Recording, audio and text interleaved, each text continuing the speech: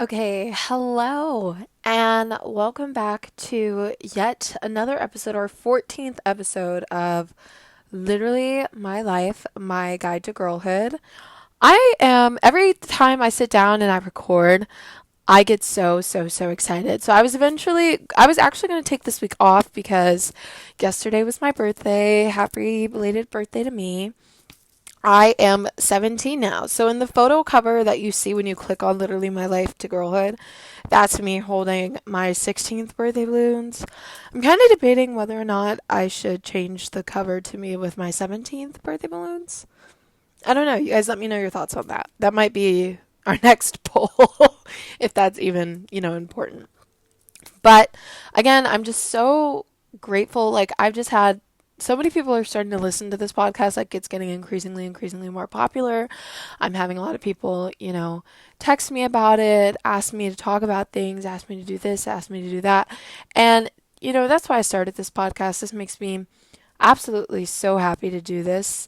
I wasn't going to record an episode, but I went on my Snap and I asked my friends, I was like, do you guys want me to do a quick episode tonight? And they were like, yes, please. So that's what I'm doing. That's what I'm here. This is for the people that voted yes on my little poll. Tonight's episode, and I'm sorry to be recording and posting this so late. This is a last minute thing because I thought I had a week off, but never. Tonight's episode, in honor of my belated birthday, is going to be about the things that I have learned over the years. So I'm going to talk about some of the lessons, some of the things I've learned, and kind of just tell you guys, just give you guys the wisdom that I wish I had, So let's get into it. Okay, before we get started into this episode, I want to do another episode probably within next week's episode. I'm doing an episode about advice. It's going to be like my Miss Myrna column, if anybody gets that reference. Probably not because I didn't grow up in a generation of newspapers. Um, I'm doing an advice episode. So basically, I would like you guys to submit, and please leave that in the open ended section. If you have Spotify or Apple Podcasts, I'm pretty sure you have it. Um, any issues or problems or anything going on in your life as of right now, everything is absolutely anonymous. Everything is judgment free, and there's no such thing as TMI. No problem is too big, too small for me to talk about. I've gotten a couple of responses already from posting it on my social media, but please, if you have any kind of questions, please feel free to respond to this podcast, text me. Please do. I'm really excited for that episode. I think it's going to be a banger. Okay, now let's really get started. Okay, so I wrote a little list. I always write lists for these, but this one we're just gonna enjoy this. So I wrote a little list of things I've learned over the years and how we're gonna talk about it. Okay. First thing I've learned over the years. God comes first. God is absolutely so important. I definitely get off track with this. Like, I'm not the most religious person, I would say, but I always try to, even if it's just, when I wake up in the morning, like, thank you, God, for waking me up. Because you have to acknowledge, like, that's one thing I've definitely been learning these past couple of years. Um, you have to acknowledge God in everything you do. Because nothing is capable without God. Like, you know what I mean? And I'm not even trying to sit up here, and I don't want to talk too much about it because I don't want to be a false teacher because I haven't studied the Bible as much as I would like to, or I'm not as close with God as I would want to be. But in my personal experience, I'm learning and to acknowledge God in everything that I do. Like, even if it's something small, like yesterday I was just like, thank you, God, for letting me have another great birthday. Just stuff that I feel like we forget, and I'm going to talk a little bit more about gratefulness later. Just stuff that I feel like we forget because we're just so used to life. Like, I know I get caught up in the daily ups and downs, and I'm so used to things that you don't forget that there is a greater presence and that there's something so much bigger than your life on earth. Like, you're going to die and you're going to be judged, and you know what I mean? And you're possibly going to spend the rest of eternity with God. And that thought might be frightening to some people, but to me, it's so absolutely comforting. And I feel like I just get so caught up in the world. So please pray for me. No, I'm serious. Like, please pray for a stronger and better relationship between God and I. And I'm praying for it, and I'm trying to get there and be more submissive, I would say. But yeah, that's the best and biggest thing I've learned over the years, especially after I got sick. That God is the one, the only, and the most important thing. And you have to acknowledge him. Also, it's so comforting to like be able to talk to God about things and just get your heart out and vent it out and just be able to pray and go to somebody about anything. Get advice about literally anything. Like, I'm having an issue, God. I don't know how to, memorize this stuff for this test. Talk to God about it. I promise you, you will find, and even if you don't have a solution, you find some kind of comfort. You know what I mean? God is just so important. He's number one. I will always emphasize that. I feel like we're told that, but in my experiences in the last couple of years, I've just learned that the hard way. And so, yeah, acknowledge God in everything you do. Thank Him for everything that you're able to do, because you don't realize how fortunate you are until you can't walk and talk or really breathe on your own or eat. And then God restores all of that for you within a month. Like, wow. So, yeah, moral of the story, it is incredibly important to acknowledge God in everything you do. I'm not trying to sound like a broken record. Um, and I've just learned the importance of having a good relationship with God. Like, without God, there's nothing. You know what I mean? I'm nothing without God, and you have to humble yourself and accept that. And so, through Christ, I can do all things. You know what I mean? So, I'm learning to have, that's something I'm still learning. I'm learning to have a better relationship with God. And I'm just learning how to acknowledge Him and understand His importance in my life. You know what I mean? You know what I mean. Okay, so the second thing I really learned about in the past, especially like the past couple of months, would be mental health. So I feel like my 3 episodes where I really touched on mental health the most has been therapy, anger and disappointment, and depression, and maybe a little bit of heartache. Um, but I recently, like I talked about in depression, I recently suffered a little bit of a mental health crisis. I was experiencing depression symptoms and, some suicidal ideation. And it was very, very tough for me. Going through that crisis, though, and being on the other side of that and feeling a lot better and more complete within myself, I've learned the severity of mental health. Like, for somebody, I also, suffered with a sickness, and I always promise to do an episode on that, and I promise it's coming soon. But I was very sick for about 4.5 months last year, probably a little longer. And, something that me and my mom experienced firsthand was like, if you're not feeling well, if you have a fever, you know what I mean, you have a really bad headache, I probably talked about this in the last episode, but let me repeat it. If you have a really bad headache or something like that, you can't get up and go to work and go on your daily run and get your coffee and all that kind of stuff because you don't feel well. And I use that analogy with mental health. Like, I really started to understand, like, you can't be your regular self if something's not feeling right.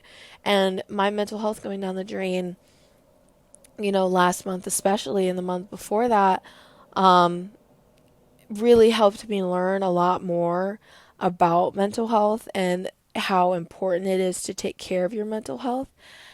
And I've learned to respect people. Like, I've learned a lot. Like, I feel like I've learned a lot about boundaries. I learned how to set my own boundaries. Like, one thing I was suffering with was I was trying to be Mrs. Fix It All. I was always trying to fix everything. I've learned to just not fix everything.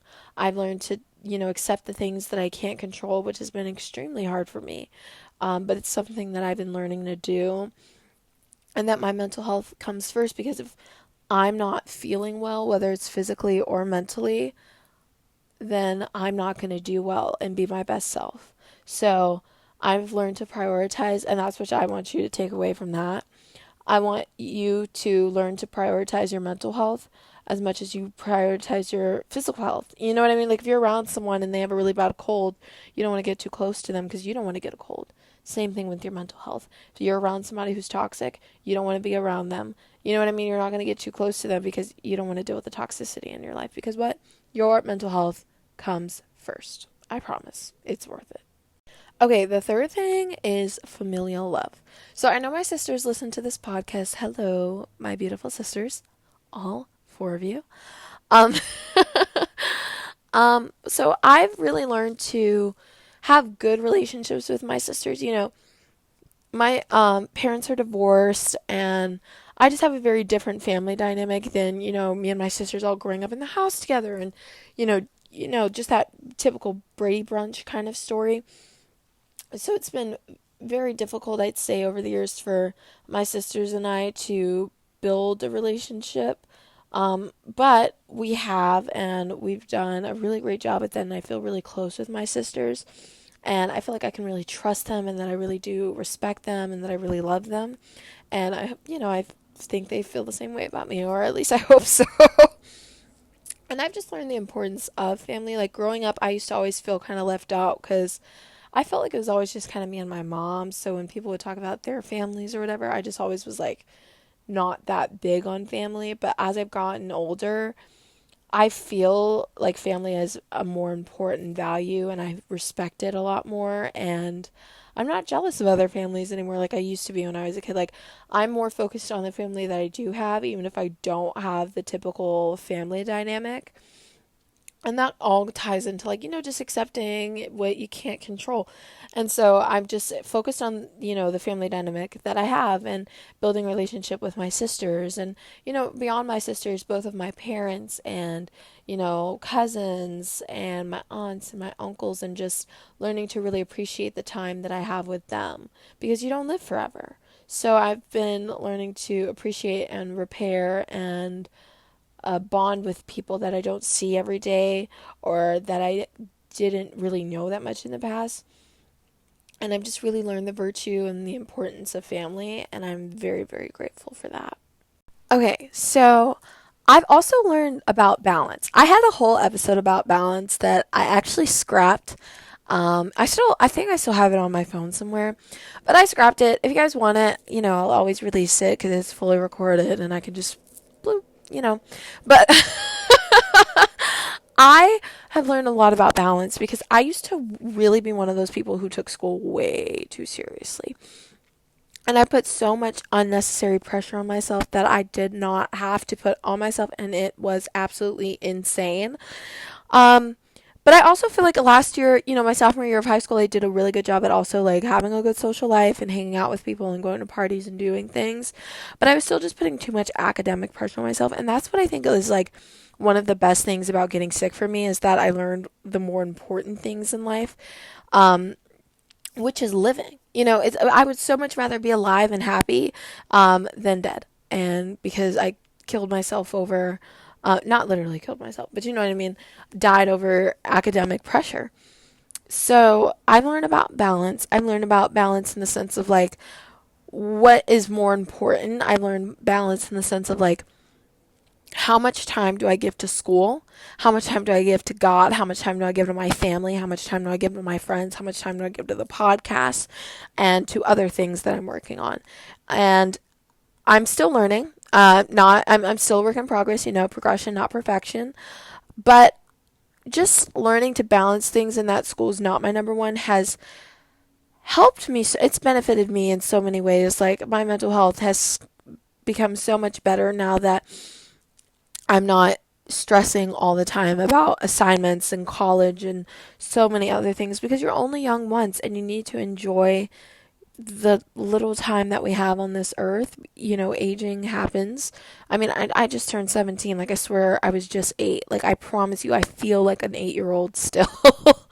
um, so I'm just learning to appreciate that, and learning balance has really helped me. So please, I promise you, it's never that serious. Do not stress yourself out over school, over a guy, over anything, because we can, and I can do, I might actually release that episode because I talk a little bit about how I created a healthy balance in my life, between school and relationships and God and friends and family. So yeah. Okay, another thing I have not mastered, but I would say I'm pretty proficient at setting and achieving goals.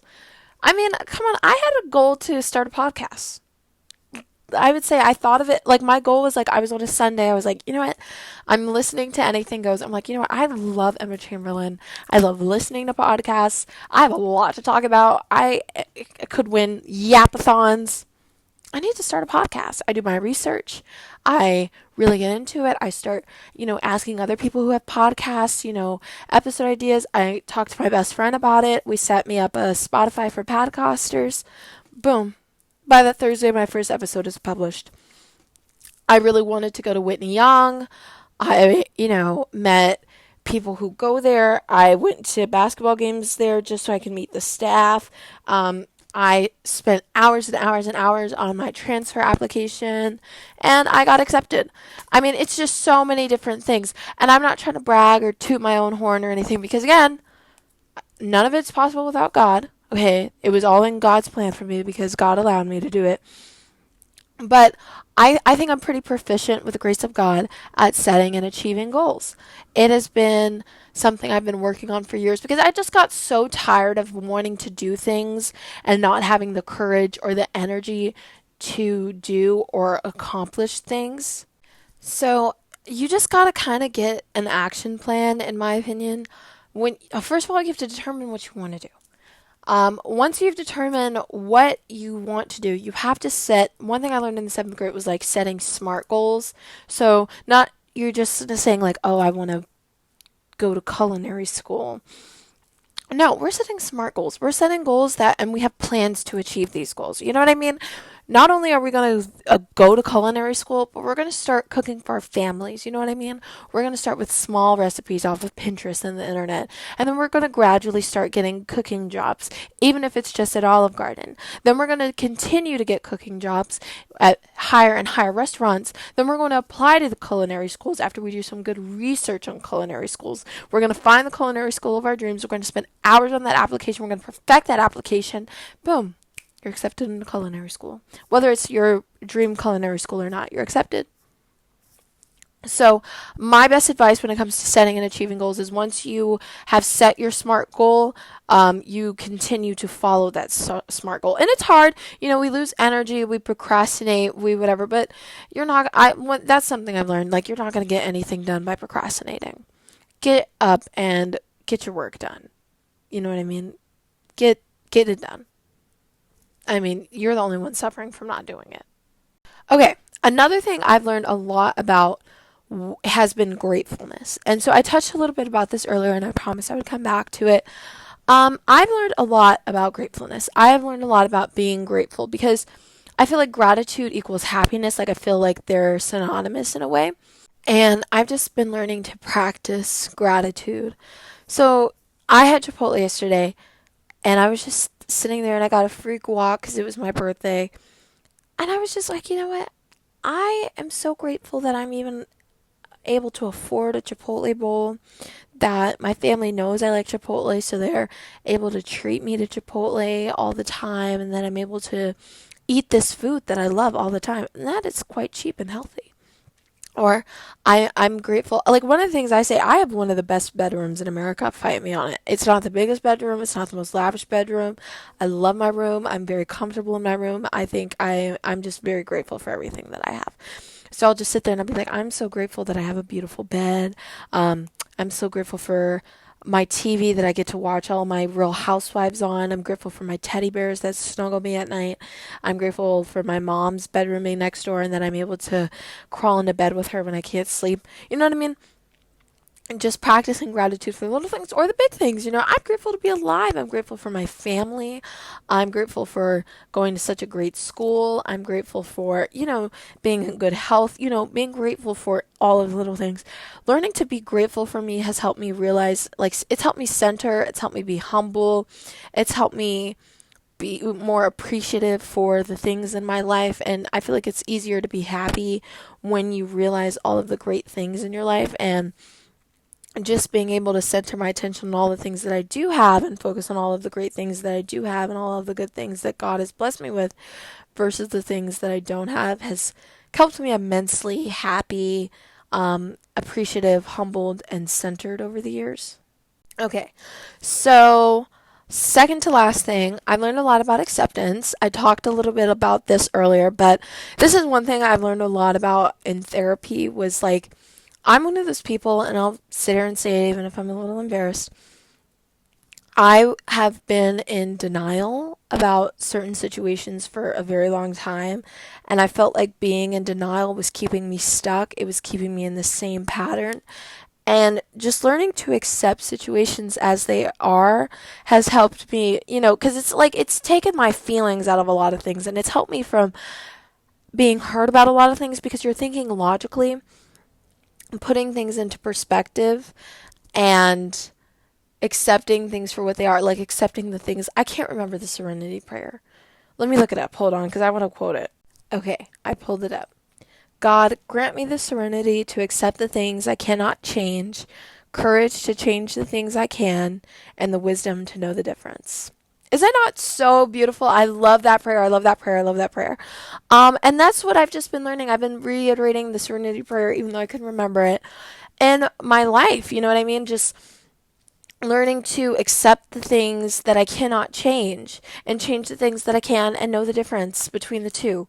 You know what I mean? Like, I am working so hard to become a better person, to better my life, to create healthy relationships between me and the people that I love, to better my mental health and further my career and stuff like this. And I cannot be in denial about certain things. And one of the things I was in denial about, sorry to say it, was a guy. I was really in denial about this guy. I had convinced myself that this guy and I deserved a second chance, that he absolutely loved me and I loved him and things were going to be okay. And I was in denial about that for years. And I've been able to recently accept that, he doesn't love me. He may have not. It's not the biggest deal if he did. Um, he he didn't want to be with me anymore. And there's no shame in saying, I feel like we've created a shame in being like, oh, he does not want you, he does not. That's human. It happens to literally everyone. There's not a person on this planet who has never been in that situation. I'm sorry, lie to yourself, whatever. Even if you married your freaking elementary school sweetheart, like, I promise you. um he didn't want to be with me anymore. We're not together anymore, and I've just accepted that. I've accepted my feelings for him. Accepting it has made it things a lot easier because I feel like once I was able to accept my feelings, it became significantly easier for me to cope with him. And I lost all of my feelings. Like, once I was able to accept the situation for what it was, I lost all of my feelings for the guy. I was like, oh my God, I don't like this guy. That was complete limerence. It was not love. And I've been able to move on. And so accepting your feelings in any kind of situation instead of like pushing them away or just trying to do things with a broken heart, to make my Taylor reference of the day, um, will make it significantly easier. You know what I mean? Just accepting the sadness, accepting the hurt, accepting your feelings in a situation, using that acceptance tool from your Miska Maska tool, it'll help you. It'll actually feeling the sadness, feeling the hurt, feeling the anger instead of being in denial about it. Ask me how I know. It's going to help you out much more in the long run, even if it hurts at first, because you'll be able to get over things quicker and not have to deal with the aftermath of being in denial and being delusional, because that was me for a really long time and it wasn't fun. Okay, last thing so that I can go to bed. I'm sorry if tonight's episode felt rushed or shorter or not as put together as other episodes. This was just a last minute thing. I didn't realize people actually wanted an episode this week. I thought I was going to get a week off. But I get it. The grind never stops. Is moving on. So I feel like this kind of ties into acceptance. But I feel like once you're able to accept things, you're able to move on with your life. And so we're going to tie back to my last example about the guy. Now that I was able to accept that situation for what it was with that guy, and be able to accept my feelings and move on with that, I'm able to move on with my life and, focus on things that are more important, like, God and my family and school and this podcast and, stuff like that. And not even just being like, oh, well, I'm ready to date again, whatever, which, I feel like I am, but and just being able to move on with my life now that I'm not constantly dealing with the stress of being in denial about my feelings and having this big burden on my shoulders. You know what, Alex, this is how you feel? Now that I've accepted how I feel, you can just move on with your feelings. And it feels so freeing as somebody who's just struggled with that for years, not being able to accept things, not being able to move on, just living in the past all the time. It feels so much more freeing, and I feel a lot happier, and I feel a lot more free. And I hope that you're able to accept things for what they are and just move on with your life, babe. Just move on. I didn't. Also, I want to clarify. No, I don't want to say, oh, just move on, because I hated when people say that to me. It's definitely a process. It's definitely a day by day thing, progression, not perfection. If, one of the biggest things about acceptance is accepting your feelings, accepting, the feeling that maybe you don't want to move on. Maybe you want to feel stuck for a little while longer. And that's perfectly okay too. Healing is not a linear process. I felt like that last comment was condescending, so I wanted to take that back a little bit before I wrapped it up. Anyways, thank you guys for listening to yet another episode of Literally My Life, My Guide to Girlhood. I love doing this podcast. I really, really do, even if I was a little tired in this episode, but it is 10 o'clock at night. I want to thank everybody who listens every week, everybody who solicits advice, everybody who texts me with feedback, constructive criticism, compliments, everything. I love you guys so much. I'm still working on the website. It is coming soon, I swear. You guys are the best. I love you guys all so, so, so much. Before we wrap up, please, please, please, submit your problems for my advice episode. No problem is too big or too small. There's no such thing as TMI. Everything's absolutely anonymous, and there is no judgment here. Please submit with that if you support this podcast. I love you guys all so much, and I will see you guys on Monday for another edition of Literally My Life, My Guide to Girlhood. Bye.